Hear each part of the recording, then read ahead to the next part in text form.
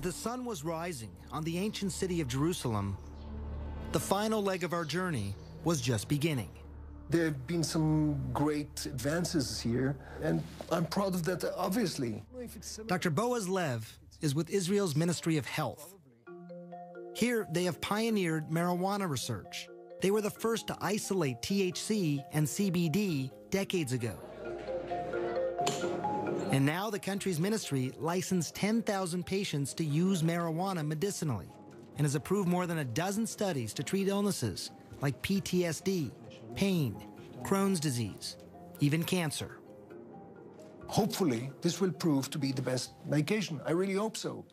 We're not there yet. Answers might come from places like this. It's a state-run nursing home outside of Tel Aviv.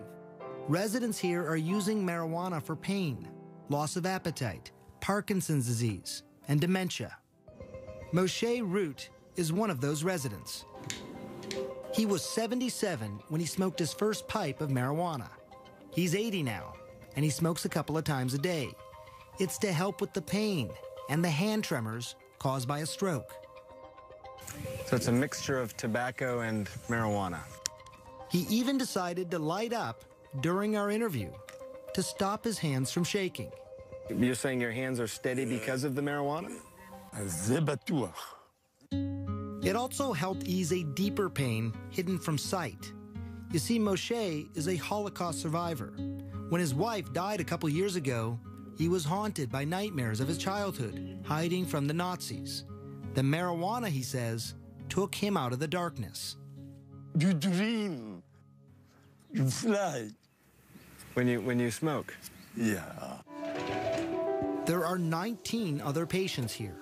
Scientists at Tel Aviv University are now studying their progress, and they call the results outstanding, including weight gain, improved mood, pain, and tremor reduction.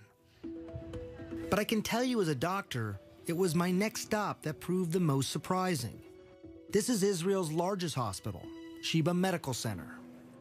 You put up your medical cannabis.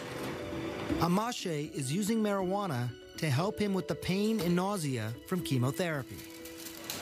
Filling up the spoon, so that's your medicine inside there. Of course. Now take it out, put up the valve. And he's doing it inside the hospital.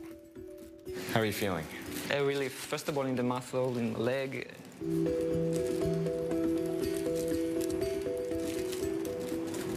And you're not worried about any potential damage to your body? Not at all.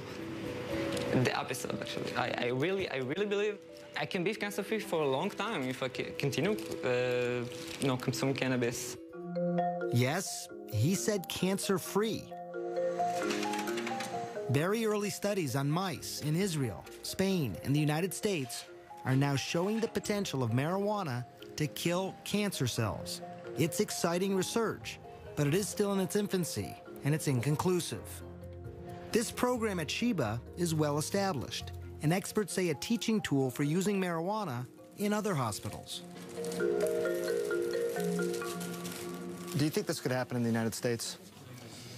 I don't know that there's yet enough really concrete evidence of cannabis's benefit that's satisfactory, at least in that context. I think it's going to come. But it could be slow going. The FDA has been great at approving studies, but National Institute of Drug Abuse has been really stonewalling and blocking any studies looking at therapeutic effects of cannabis because that's not their mandate. Their mandate is to look at the harms of drug use. It's very easy to blame an organization. Dr. Nora Volkov, who is the director of NIDA, says they are not standing in the way. She claims they are not the only government institute that approves marijuana research. If you would come up with a grant that says, okay, this is going to be a treatment for drug addiction, then it would go to us. But if it's cancer, it goes to the Cancer Institute. If it is schizophrenia, it goes to NIMH. And so the institutes have a mission with certain diseases. What is clear, there are bureaucratic hoops that most researchers simply don't want to jump through. Neuroscientist Carl Hart. There are not many people studying marijuana. It's very difficult to get approval to study marijuana. What's nice about Israel is that the government is helping the research to happen. And it's research that could give hope to patients like Charlotte Figge. I made it. Scientists in Israel are learning that marijuana use might actually protect the brain, not damage it. They've been able to show that it can decrease the amount of brain damage from head injuries in mice. To be able to give a medicine after the injury to reverse some of the damage, that's huge. I want to paint my nails. You want to paint your nails? I'll paint your nails. I literally see Charlotte's brain making connections that haven't been made in years. It's almost seeming to build her brain, where before it seemed broken. And while scientists are still at the very early stages of knowing if this is actually happening, I can tell you it was remarkable to see her progress. In the 3 months since we first met her, we saw a change. She was now talking more. Say puppy. Yeah. She's horseback riding. Good girl. She even rides a bike on her own. And the special strain made for Charlotte is now named for her. It's Charlotte's Web. It is Charlotte's plant. It's Charlotte's plant. Not anymore. Now it's for all the children. More than 41 children are using Charlotte's Web here in Colorado.